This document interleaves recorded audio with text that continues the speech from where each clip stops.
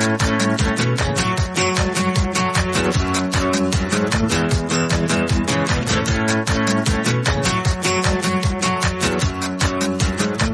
to the Books Applied podcast, presented by WSL Leadership. In this podcast, we talk about an awesome book and how to apply it to your work, sport, or life. I'm your host, Iggy Perillo. Thanks for joining me. On today's podcast, we're talking about the book Finding the Mother Tree, Discovering the Wisdom of the Forest by Suzanne Simard. And my extra special guest today is Erica Holthausen. Erica, can you introduce yourself a hot second, and then we'll jump into this book? Of course. Yeah. So my name is Erica Holthausen. I am the founder of Catchline Communications, and I have been a writer and editor for over 20 years, a reader for my entire life. And these days I help experts learn how to write and get articles published so that they can build their authority. Fantastic. And I had heard of this book before, and somehow in some passing conversation you mentioned it. And I was like, oh yeah, I've always wanted to read this book. This will be great. It'll motivate me to read it. And you were so enthusiastic about it. I'm like, I better read this immediately, which again took like 5 months, but that's pretty immediate in my reading world. And the thing that caught my ear when you mentioned this was like, you're like, oh yeah, I read this book as a business book. I'm like, I didn't think that was what it was about. And it's not on the face of it. So I am curious, so many curiosities. How did you first interact with this book, or how did it first come to you? I feel like it was super popular. It blew up a few years ago. And like how a business book, tell me about that part too. Yeah. So it did blow up a few years ago. I was familiar with Dr. Simard from quite a while ago. She had written an article that was published in Nature, and Nature like put it on the cover of their magazine and called it the Wood Wide Web. So a play on the World Wide Web. And it was like in the 90s, right? Like 97 or 5 or something, late 90s. Yeah. And so like that was the first time I had any interaction with her and that whole concept. And then when I started, like the book did blow up, and I think that was when I actually got it. But what got me to get it was actually walking through one of the state forests here in Connecticut and just noodling on an idea, which was like, why is this a forest? Like there's West Woods not far from me. That's a wood, not a forest. But what's the difference? Oh. And so I didn't know what the difference was. So I like wrote it down on a little scratch pad. And when I got home, I was like, all right, what makes a forest a forest? And I came across Dr. Simard's website. And that was what then was like, oh, here's the book. And I was like, oh, like, yes, now I need to read this thing. Well, wait, what is the difference between a woods and a forest? Like, yeah, isn't that like I love that whole thing, because I was like, whoa. Okay, so essentially what makes a forest, there's a bunch of things, but the two main characteristics are the canopy. So the overarching canopy, the leaf cover, has to be of a sufficient size and density. That's at the top end. At the bottom end, it's the mycorrhizal network, the underground fungal network that connects all of the trees and shrubs to one another. And that's what so it becomes a real ecosystem. And that's what makes a forest. The woods, you're going to have not as dense a canopy, or it's going to be smaller. And when you don't have as many trees and you don't have that density, then the mycorrhizal network isn't as strong and robust. So those are the two main things that determine whether it's the forest or the woods that you're chomping around in. Perfect. Good to know. I've heard both, words interchangeably. I found this book to be like, I could not put it down. It is like such a compelling read. And I was thinking about this actually the other night. I'm like, well, I guess it's kind of like a science memoir. And although personally I like object to the genre of memoir, and then someone told me once that's because I just object to Eat, Pray, Love as a book. I'm like, maybe that is it. Because that's a valid objection. Yeah. This book, there are childhood stories. There's, it's basically the timeline of Dr. Simard's life, but how it pertains to her research pertaining to forests and trees and the different projects she does. Because these are not like experiments you run for a minute or two and then they're done. They are like decades long plots and experiments and tests that she sets up. So it's this mix of the story of her life and her family and her relationships and her like herself as a person, but also this piece of like, well, and here's the research that is going on, and how the research is impacting the world and the people, and fundamentally her life. Like she is really a maverick in a lot of ways in the work that she does, and it's just such a compelling read. So I'm like, okay, I'll read this book about trees, whatever. It's gonna be some nerdy science book, fine. And there is plenty of nerdy science stuff in there, but it is, so it's an interestingly written book that I loved it. I couldn't put it down. And we toss around the term thought leader as if it has no meaning. Dr. Simard was truly a thought leader. And she paid a price for it. And that's the thing, that when we talk about thought leaders and thought leadership, we so often skip the fact that like that is not an easy or comfortable place to be, because you are rocking boats. And she rocked the boats of the entire forestry industry. And there were a huge number of people who actively tried to discredit her and tried to basically destroy any credibility that she had her entire career. Like, that's thought leaders come up with things that are like, human beings do not do change well. We do not do change well. So she was looking at something from such a completely different perspective from anybody else in her industry. And like vitriol is what she got in response. So thought leaders, like this is one of the things that I always go on about, because I hate the way we misuse the term thought leaders. Thought leaders are typically either people who are completely forgotten, like everybody thinks that it's Steve Jobs. It's not. He was basically doing a lot of what Edwin Land was doing at Polaroid. Nobody remembers Edwin Land. Everybody remembers Steve Jobs. Why? Because Steve was second. Mm-hmm. So you're either forgotten or you're like turned into a villain. Yeah, thrown under the bus. And she, I would say, not just like went up against the entire forestry industry. She's Canadian, which actually has a gigantic forestry industry. It's not like, I mean, we think forestry is big in America. We have lots of wild areas and trees and managed forests and all these different things. But I think the Canadian operation, my impression, I mean, I guess I did not study this, land-wise is so much huger. Like the actual forest area of Canada is gigantic compared to the forest area of the US. So the policy and governmental policy, like she basically was trying to change. And I would say, it's interesting. And like, I don't know if she was trying to change. She was trying to bring the truth to the people.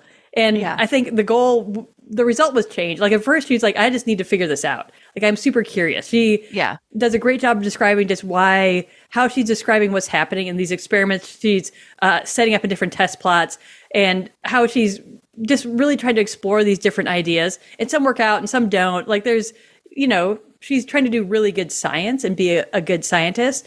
And in the end, realizing, wait, we're doing it wrong. Like, hey, industry, you're doing it wrong. We're doing it wrong. We need to do this better. We need to do this in a way that will, and better, in that will have healthier forests and better and more trees over time, versus, oh, but they look like they're sprouting up real fast. And she's like, that's because they're super stressed and they're just sprouting up real fast. It's not going to go well over time. So she's looking at this long picture as sort of one of the outcomes of her work. And she's looking at it from the perspective of the forestry industry. She's not trying to torpedo the industry. Right. Which is also a fascinating thing, because she's like, no, I am a silviculturist. That is what I do. And if you take a longer view, you get better wood, which has higher market value.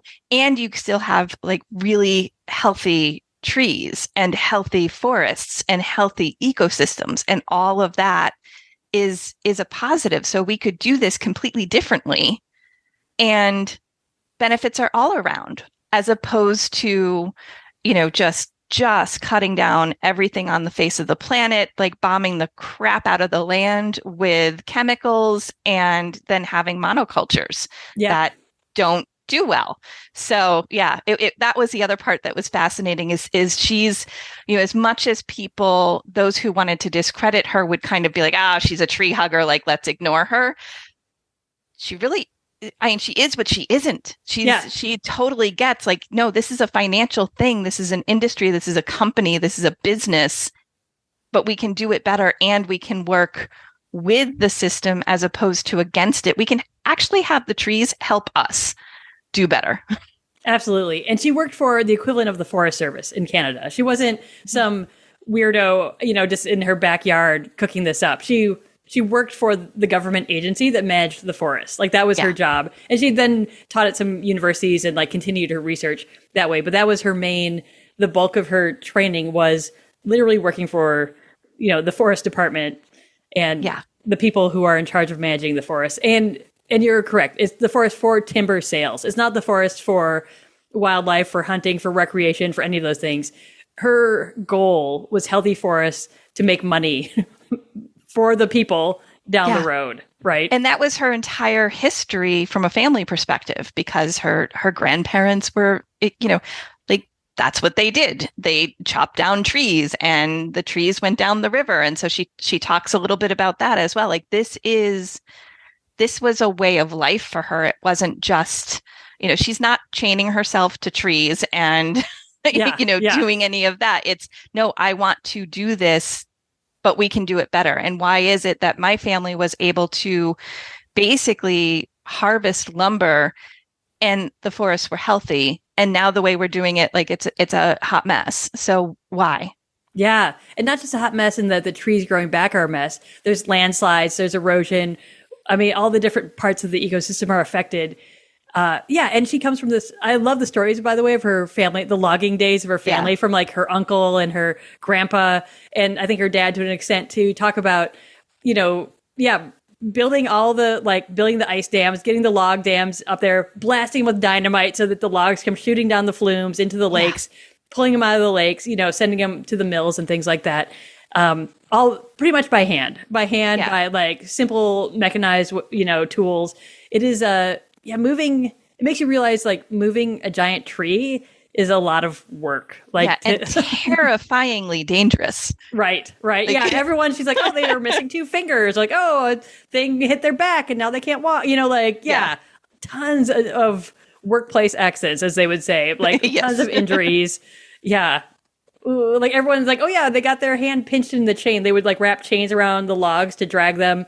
And somehow people were always getting caught up in those chains or whatever, which sounds grisly. And then just having to balance on a floating log. Oh yeah. I love lumberjack sports. Like I love log running. Yeah. Yeah. And so you're running across these giant floats of logs to keep them moving and to not, like if you fall between them, you're done for. Yeah. That's how do you come up like a lake covered with logs? How do you like push them out of the way to come back up? Like you maybe don't. Yeah. Epic times. But those are her people, and her people that she remembers fondly. And her forest areas, like her sort of like the family haunts, are areas that they've gone back to time and time. And they're pulling out, beautiful giant trees to sell and to make money off of. Yeah. And that is like her family industry. So what better person? There could not be a better person than to like look more closely at this industry and the evolution of it. And I think that's sort of her point, is how we did it. Like you were saying, how we did it worked. And we could keep working the same land for over and over and over again for generations, grandpa, uncle, today we could go back there. But I think the family land had gotten sold and then got clear cut. And she was like, well, now it's toast. Like now, and then got reseeded with a monoculture, right? That's was the practice of the time. And she's like, oh, these trees are going to be unhealthy, partially because they're a monoculture. And they're actually the monoculture that grows the fastest, not the one best suited to the environment or the location, right? Right. And just growing fast doesn't mean that it's, again, going to be the right kind of dense wood that actually has more market value, like all of those cool things. But yeah, I love that she's coming at it from that perspective, because it's a different kind of love for the land. Mm-hmm. There can often be this sort of division where it's like, you're either an environmentalist or you're destroying the earth. Ish, but not really. Like she is very in favor of intelligent forestry, and at the same time has a deep love and appreciation for the forest and the trees. And it's not just it's not just a concept. I think there's a lot of people like sort of armchair environmentalist movement that's like, save all the trees. And she'd be like, actually, that's not optimal either. Like that's not quite what we're going for. Like the management does help, and the replanting and the purposeful use is all a piece of this, how all those pieces fit together. And I think that's where it also comes back to that whole idea of like, we have this story, especially in our culture, where it's like man versus nature. If you didn't get the memo, we are part of nature. So that's the other piece that I really like about it, is that more balanced approach where it's like, yes, you do have to actually provide for humans because we all use trees every day. We are surrounded by trees literally wherever it is that we live and work.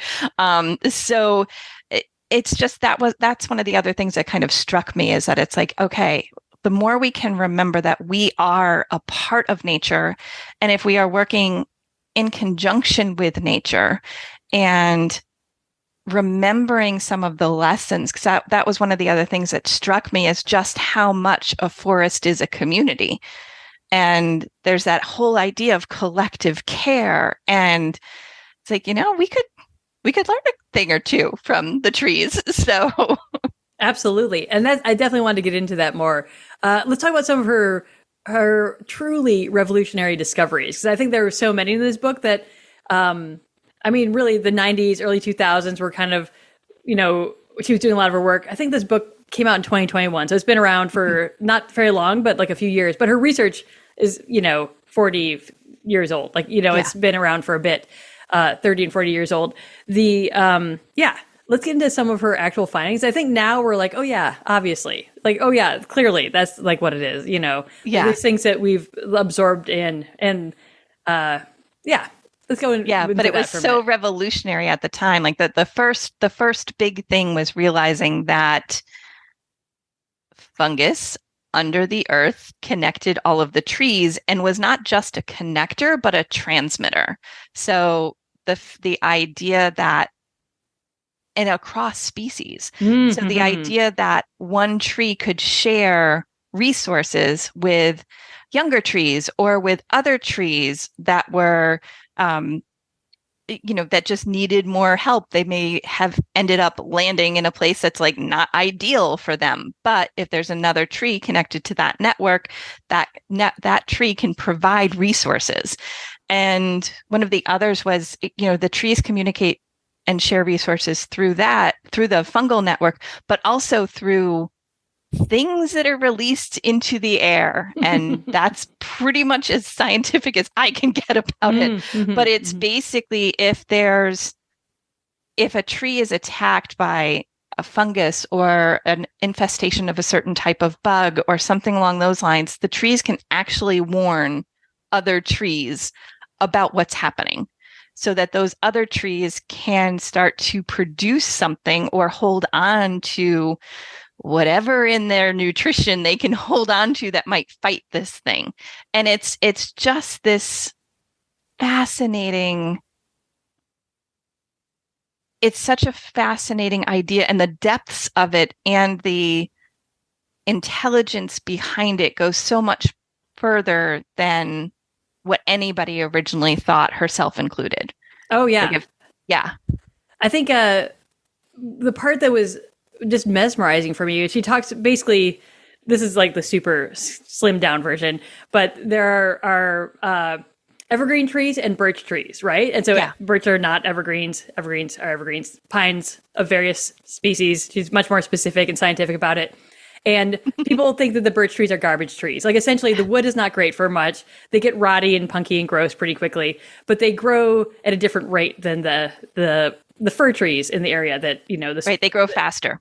And so she realized, she did these like really interesting studies with tagging the carbon in the different trees to see if carbon from one tree will get to the other tree, and like actually radioactively tagging the trees. And these, like, she just describes of experiments where she's like, so we have this tube of radioactive material, and we cruise out there, we throw a bag over the tree and like inject it with this stuff, and you're like, I mean, it's much more scientific than that, but you're like, whoa, she's just running around in a hazmat suit trying to, Yeah.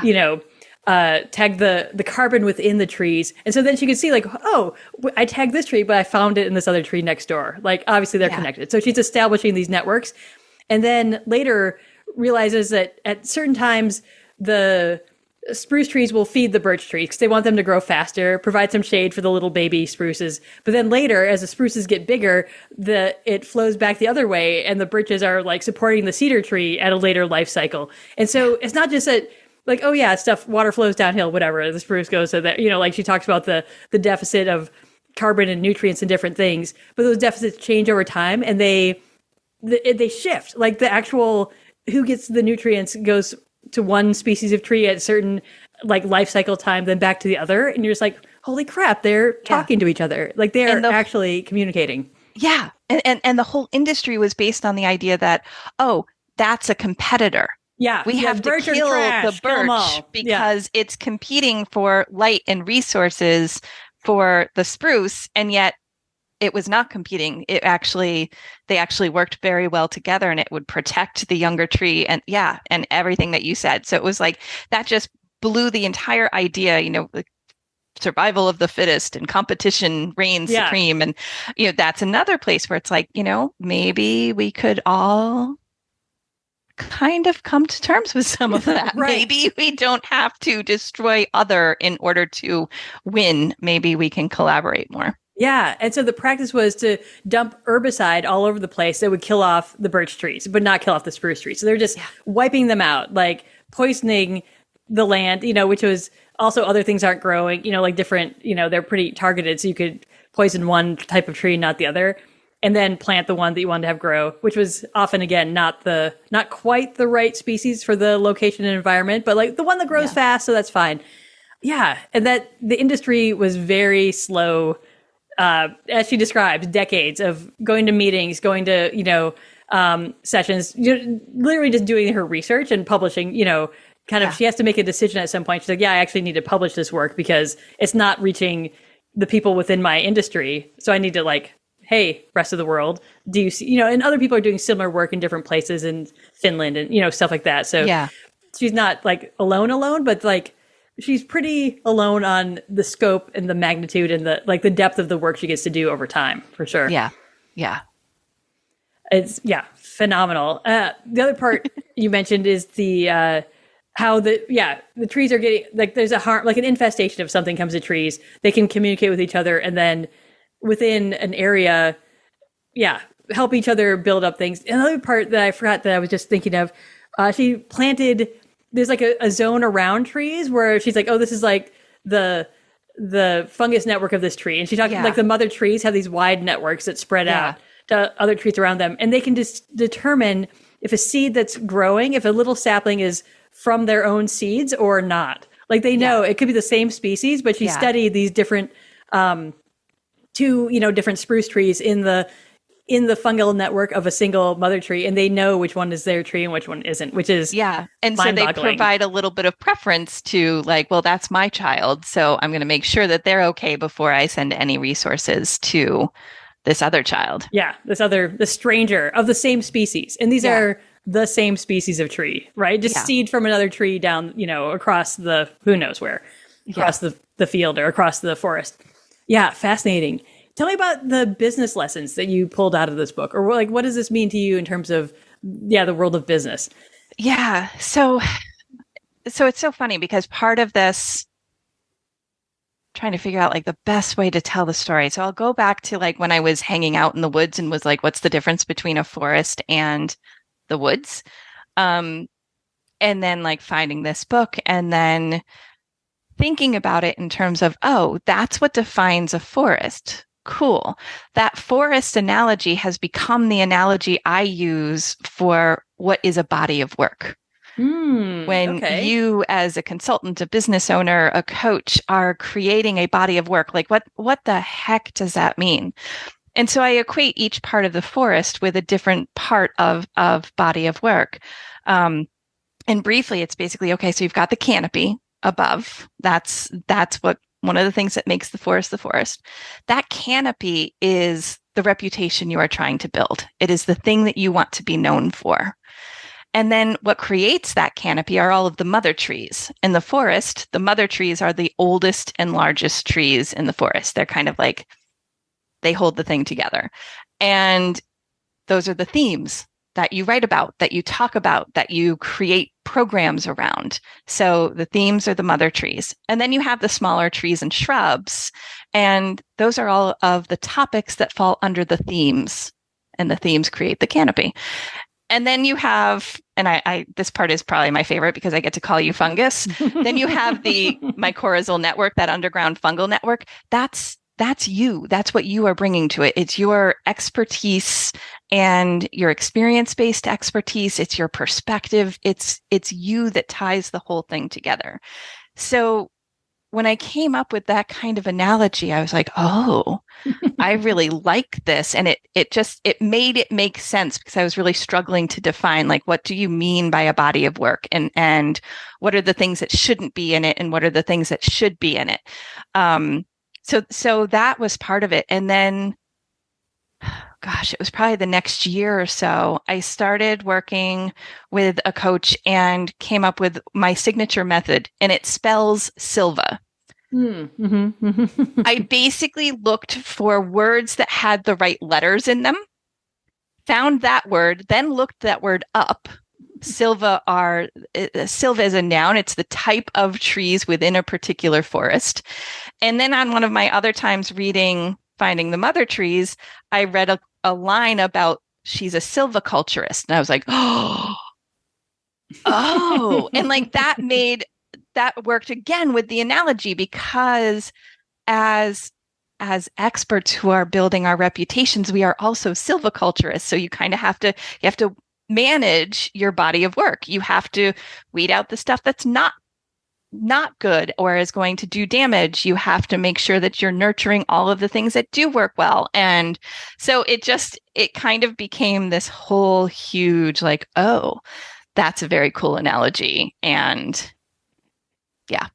And I love that it all started by like tromping around in the forest and allowing myself. That's where my mind wanders most, is when I'm just like tromping around in the forest, and all of a sudden weird ideas or questions will come to me. So that was sort of the business relationship to it. Yeah, I like the idea of a body of work is actually internal network too in your model. Like, it's not just, well, here's this piece and this piece and this funnel and this other thing and this list and this blah blah blah. It is the idea of you as that fungal layer, is that you are the thing that connects these pieces into a network that feed off of or feed each other. Yeah. Which is, and you want to make sure that you're the people who come to your forest, you want to make sure that they know what forest they're in and they don't accidentally wander into a different one. So, it's sort of one of those, for so many of us, we like to be helpful, right? We like to be of service. It's why we do what we do. So it becomes one of those, well, just because you can doesn't mean you should. So if I'm suddenly wondering, like, am I still in this forest, or have I ended up in some other forest? Because I thought this was the forest that was all about this. And, I thought it was a spruce and pine, and I'm making this up because I don't know which ones go together, and maple forest. And now I'm seeing birch trees, and like now I'm seeing something and larch. Like, where am I? Am I still in the same forest? It's the same with body of work. If different parts of your body of work confuse the folks who you are serving, that does not help you. So that's part of it too, is that whole idea of making sure that everything, it's all about the canopy. It's all about the canopy and you, the mycorrhizal network. Those are the two things that are most critical, and everything has to feed those two. Anything that doesn't fit shouldn't be in there.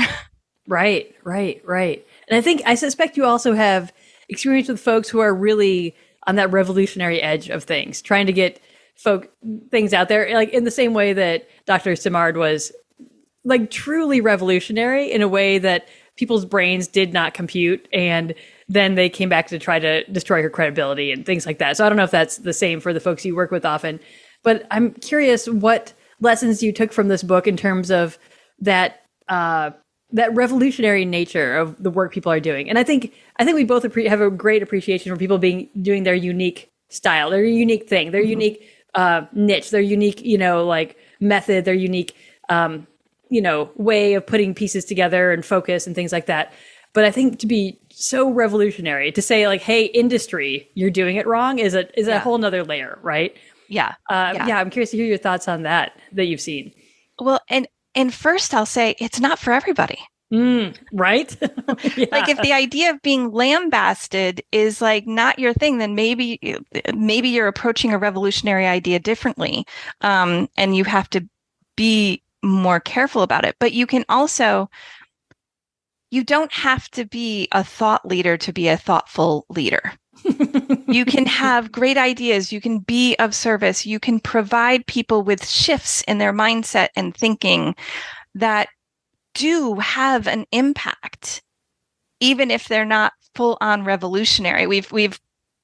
There's like this sex appeal about like, we all want to be innovative and revolutionary and like change the world. The world does not like to change. Right? Yeah. We don't. So sometimes it's that like 5-degree change that over time has the bigger impact with less damage. Like there's the explosive change that can happen, but that can be traumatic for everybody, for the person creating the change, for the people who have to go through the change and adjust to the change. But there's also that sort of like, oh, if I'm pointed in this direction and I just shift 5 degrees to the right or to the left, that completely changes where you end up, 100 miles from here. Sure. Over time. Yeah. Over time, over distance, like all of that kind of thing. So I guess my first thing would be, you don't have to be a revolutionary to have a real impact and make a huge difference. For people who are, and most of the folks who I have experienced who really are of that ilk, like it's not intentional. Mm-hmm. They don't necessarily want to be that person, but they see something so clearly and are so like just homed in on it and like so focused on it that they can't not say it. Mm-hmm. It's sort of like, well, I can't unsee this. I have seen this now and I can't unsee it. I need people to understand, and I need to start to gather like, who are the folks who understand? And then some of it becomes both like, okay, how do you approach this? But also, how do you respond to criticism? Mm-hmm, mm-hmm, and mm-hmm. Not everybody deserves your response. If somebody is disagreeing with you intelligently and respectfully and is asking questions, that's a whole different ball of wax than somebody who is just, sitting on the sidelines throwing eggs. Like, right. You don't need to engage with the egg thrower because they're not looking to learn anything. They just want to throw bombs because that's easy. Yeah. And I think that you described basically the story of Dr. Simard's life, right? She makes this very conscious choice to not just like internally try to push her research into the right policy channels, like internally. She's like working for the government, trying to get her research reported to the next person for the next, whatever. And she decides to publish, I think it was the article in Nature, was one of her first major, she's published maybe here and there a little, kind of more esoteric Super type of journal. Yeah. And you're like, okay. But like Nature is a pretty accessible read, pretty mainstream kind of publication. And so she publishes there. And I think that is this sort of, suddenly things start really happening. And she talks about this specifically that Nature got, I think it was Nature or another similar pretty public mainstream journal, had someone write a letter, basically it was a response letter. What is it, Nature too? Yeah. And it was like another researcher from another place who had been doing similar work and comparing Dr. Simard's work to someone else in Finland. And she was like, well, yeah, this is blah, blah, blah happening. And this other researcher person was like, actually, it looks like over here, your data shows that the trees aren't as healthy at this mark, whatever it was. And Dr. Simard's like, well, it's going to be more healthy over time. But yeah, you're right. 100% at the 2-year mark, for example, I don't remember what it was. They don't look as healthy. There's other trees, the birch are there, whatever. But she didn't respond. And I think she sort of regrets, like she talks through this, like regretting not responding to that sort of first initial thoughtful engagement. And she's like, well, you know, my research is sound. It'll stand up for itself. You know, it's kind of her vibe. And she's busy and, you know, like whatever. Right. And also that's like a whole nother layer of putting yourself out there, right? And she's a hardcore introvert.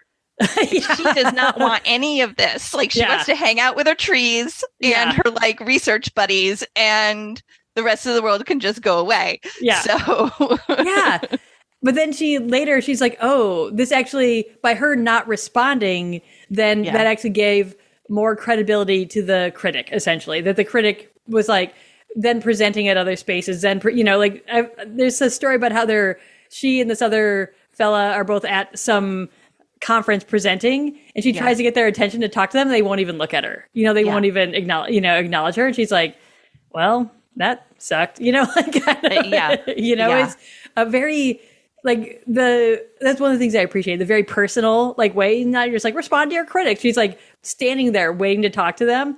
She's like, I know they recognize me. I know they know who I am. You know, like I know they're actively choosing to ignore me and talk to the person on the other side of them, you know, and won't look at me. And I'm like, whoa, that is like the legit cold shoulder in an academic conference, you know, and you're like, ugh. Like at a conference with your colleagues and people who you've known for years. And so I mean, there's nothing easy.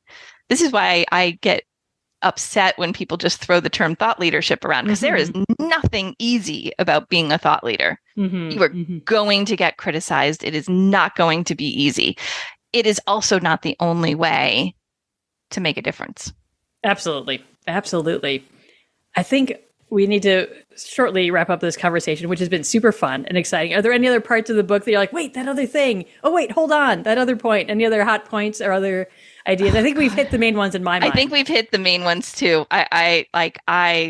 I love this book, and I could talk about it for the next like 10 weeks with you without bothering to sleep. So yes. Yeah, me too. And this is not like a little pamphlet read. It is like a tome, and I destroyed it though reading. Like I just like, there are fun pictures of like the old timey stuff, the new world, like the forest, like here's a mother tree. Here's what it looks like. And you're like, it's a real big tree. Okay. Thanks for the picture. But there's like a lot of really fun, pieces of this book. And it's a big, thick, heavy duty, serious book. And I read it so fast, like such a consumable, like easy read, even though there is like, hey, here's the science. Here's like the carbon dating process we went through. You know, and it gets sciencey without getting like, it's not written in academic language. Right. Hallelujah. Because I would never be like, no, it's thank snooze you. Fest. But it does get into that stuff, and it's like, okay, I now understand just enough to be really dangerous. Yeah. So cool. Not just like, hey, this thing happens, good luck, but like, here's how it happens. Here's why it's happening. Like, there's definitely these deeper layers in there that are so accessible and so approachable. So yeah, thanks so much, Erica, for coming to chat with me about this book and for reminding me that I wanted to read it and, you know, giving me the boost in that direction. I really appreciate it. Oh my gosh, my pleasure. I am so delighted that we got to chat about one of my favorites. Thanks so much for being here.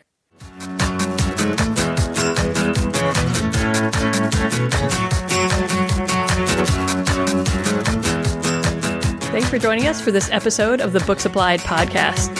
I hope you enjoyed getting to know a new book and learning how to apply its ideas to make your work, sport, or life a little bit more awesome. For more leadership education related content, including conflict management checklists, invitations to a fun free lunch that happens monthly, upcoming classes, webinars, and mastermind groups, please head over to wslleadership.com. Thanks, and have a great day.